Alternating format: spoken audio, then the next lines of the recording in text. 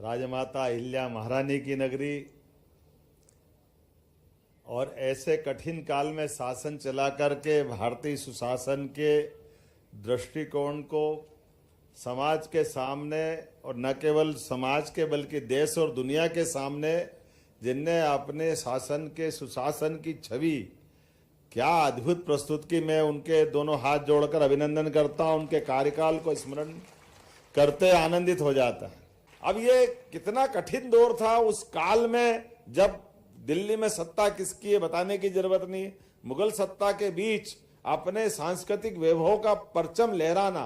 तो सोमनाथ के मंदिर पर, ये बाद में हमारे सरदार वल्लभ भाई पटेल ने मंदिर बनवाया, अन्यथा सोमनाथ के मंदिर में अहिल्या माता के मंदिर को ही हमारे पहले सोमनाथ ज्योतिर्लिंग के नाम से उनकी ही पूजा होती थी। आज बनारस तो आज भी उसी मंदिर की पूजा हो रही, और केवल वहां नहीं, हर जगह मंदिर, मतलब केवल मंदिर नहीं, मंदिर में अन्न क्षेत्र भी होना चाहिए, धर्मशाला भी होना चाहिए, स्नान करने के घाट भी होना चाहिए, सभी रास्ते की व्यवस्थाओं की जो न्यूनतम आवश्यकता है, पुजारियों को समय पे अपना अपना उनका मानदंड जो निर्धारित है वो भी पहुंचना चाहिए। एक तो अद्भुत बात वाकई में यह आज भी आश्चर्य करती है कि आज भी रामेश्वरम पे अगर जल चढ़ता है, और रामेश्वरम के मंदिर में भी अहिल्या माता का योगदान है, लेकिन उससे बड़ी एक बात, ऐसी रचना बने कि वहां से जल समुद्र का आज भी बनारस में काशी विश्वनाथ के सुबह की पूजा में सबसे पहले रामेश्वरम का जल चढ़ेगा।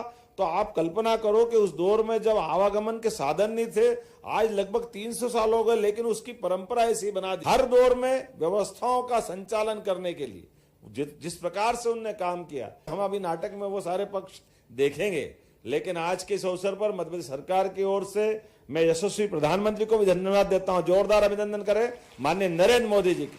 हमारी राज्य व्यवस्था में पिछले साल से चलाए हुए कार्यक्रम और कामों के आधार पर उनकी 300वीं जयंती की बात उन तक पहुंची, तो उनने भी इस बात के लिए कहा कि हाँ, आप लोगों ने जो काम किया है, मैं स्वयं उपस्थित रह करके, हमारा यहाँ 20 तारीख आज तिथि के हिसाब से उनकी पुण्यतिथि है, उनकी विवाह की वर्षगांठ भी है, और हमारे होलकर साम्राज्य के संस्थापक मल्लावरा होलकर की भी पुण्यतिथि है। यशस्वी प्रधानमंत्री ने कहा मैं 1 साल के लिए भारत सरकार भी अहिल्या उत्सव मनाएगी, पूरे वर्ष को उनकी 300वीं जयंती मनाएगी।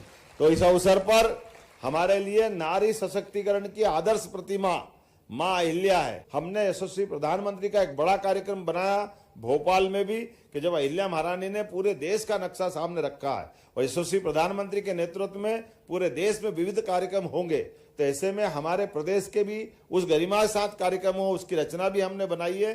बोलिए अहिल्या महारानी की।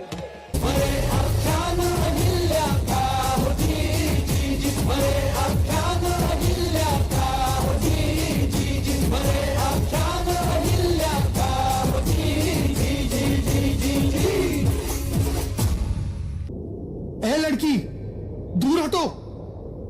और क्या कर रहे हो? अभी घोड़े के नीचे कुचली जाती। आपको दिखाई नहीं देता? यहाँ शिवलिंग बनाया है। किंतु बेटा, ये तो रेत का शिवलिंग है। खेल खेल में ही क्यों ना हो, हमारे लिए वह वास्तव में शिव जी है। बड़ी सुशील कन्या है। मैं तो कहता हूँ इसे अपनी पुत्र वधू बना लो। प्रणाम। तो माणको जी, हम आपकी बेटी अहिल्या को मालवा के सूबेदार मल्हारराव होलकर की पुत्र वधू बनाना चाहते हैं। सम्राज्ञी श्वशूरे भव, सम्राज्ञी श्वश्रवां भव।